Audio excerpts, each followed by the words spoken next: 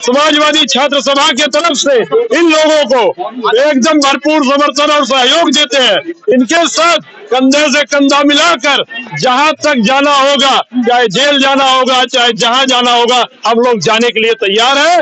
और समाजवादी पार्टी हमेशा न्याय की लड़ाई लड़ती है। अभी पूरा भी नहीं बना, उससे पहले आप पार प्रतिष्ठान कर रहे हैं। ये तो हिंदू धर्म ने लिखा है। 85% जब ये कहता है कि आप हमें रोजगार दीजिए, आप हमें रोजी रोटी दीजिए, आप हमें कपड़ा मकान दीजिए, तो आप किसी और को कपड़ा मकान दे रहे हैं।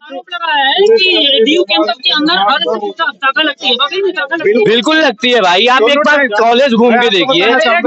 दोनों टाइम में आरएसएस का शाखा लगता है। एक टाइम जो लगता है प्रोफेसर बनने के लिए लगता है, दूसरे टाइम जो लगता है पीएचडी में एडमिशन के लिए बनता है।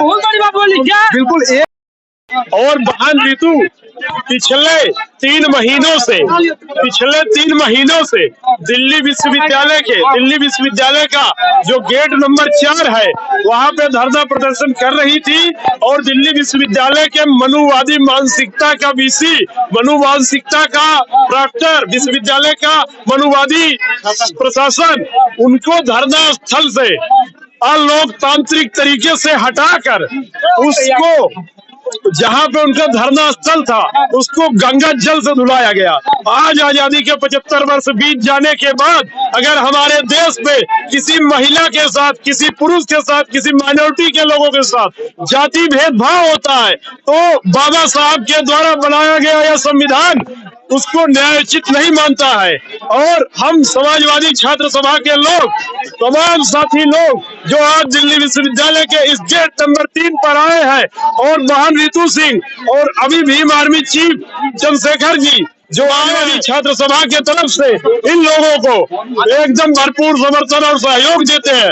इनके साथ कंधे से कंधा मिलाकर जहां तक जाना होगा, चाहे जेल जाना होगा, चाहे जहां जाना होगा, हम लोग जाने के लिए तैयार है। और समाजवादी पार्टी हमेशा न्याय की लड़ाई लड़ती है और हमेशा शोषितों, दलितों, अल्पसंख्यकों के साथ खड़ी रहती है। आप समाजवादी छात्र संघ से आए हैं? हाँ, दिल्ली यूनिवर्सिटी से। क्या कहना चाहेंगे जिस तरह से हम देखते हैं कि लक्ष्मण यादव के साथ भी यही कांड हुआ, जातिवादी और प्रश्न उठाने के नाम पे उन्हें हटा दिया गया, जबकि जो इंटरव्यूअर थे वो सीधा सीधा बोल रहे थे कि हमारे ऊपर दबाव था। क्योंकि दिल्ली विश्वविद्यालय ये नहीं चाहता कोई ऐसा व्यक्ति आए जो क्वेश्चन पूछ सके, जो क्वेश्चन पूछे, जो सवाल पूछे, जो आने वाले पीढ़ियों के लिए भविष्य का निर्माण करे। वैसे लोगों की जरूरत नहीं है दिल्ली विश्वविद्यालय में।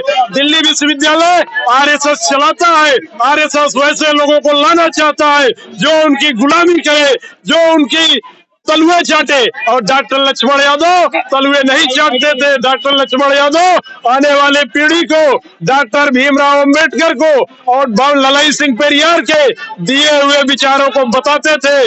कैसे हमारे पुरखों ने, हमारे पूर्वजों ने इस मनुवादी मानसिकता के लोगों से सामने संघर्ष किया और इस देश में एक लोकतंत्र लाया, एक संविधान लाया। वो दिल्ली विश्वविद्यालय के प्रशासन के लोग नहीं चाहते कोई ऐसा व्यक्ति आए जो इस समाज को, इस राष्ट्र को, अपने लोगों को अपने अधिकारों के प्रति जागरूक करे। बहुत अच्छा क्वेश्चन उठाया कि पेरियार ललाई सिंह यादव ने उनका नाम लिया। जिस तरह से उन्होंने रामायण को झूठा साबित कर दिया, काल्पनिक साबित कर दिया, आज उसी राम के नाम पे अयोध्या में राम मंदिर बन रहा है, उस पर क्या बोलना चाहिए? आप क्या बोलना? ये राजनीतिक मुद्दा बन गया है राम मंदिर।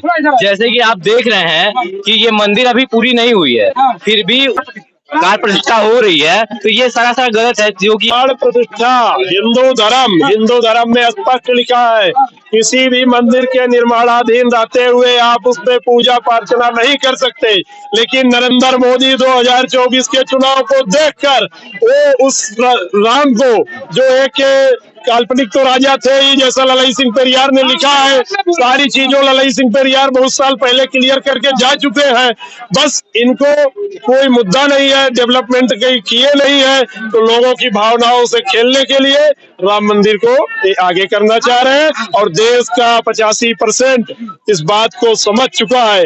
अब हम लोग सिर्फ डेवलपमेंट पे वोट करेंगे। और वाले कह रहे हैं छत्ते की है राम को, टेंट में सो रहे थे वो।